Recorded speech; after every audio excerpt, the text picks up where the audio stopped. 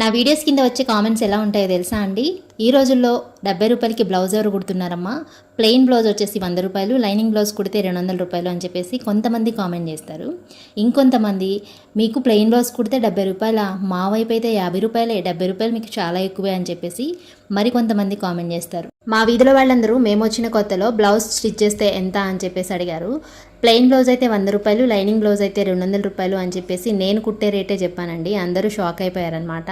మా వీధిలో వాళ్ళు ఎలా అంటే బ్లౌజ్ ఫిట్టింగ్ ఫినిషింగ్ ఎవ్వరు చూడరండి.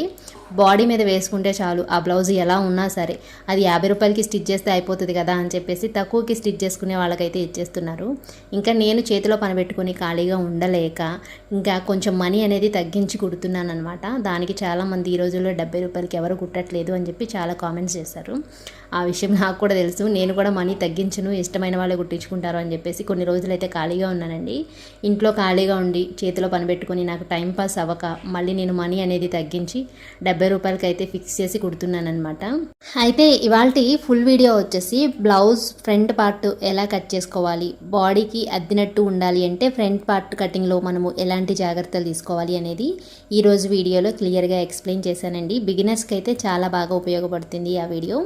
ఇన్స్టాలో అయితే ఈ స్టోరీలో ఉంటుంది, యూట్యూబ్లో అయితే ఈ వీడియో కింద రిలేటెడ్ వీడియోలో ఉంటుంది. ఎవరికైనా ఇంట్రెస్ట్ ఉంటే ఒకసారి చెక్ చేసేయండి. వీడియో నచ్చితే కనుక ఒక లైక్ చేసి సబ్స్క్రైబ్ చేసుకోండి.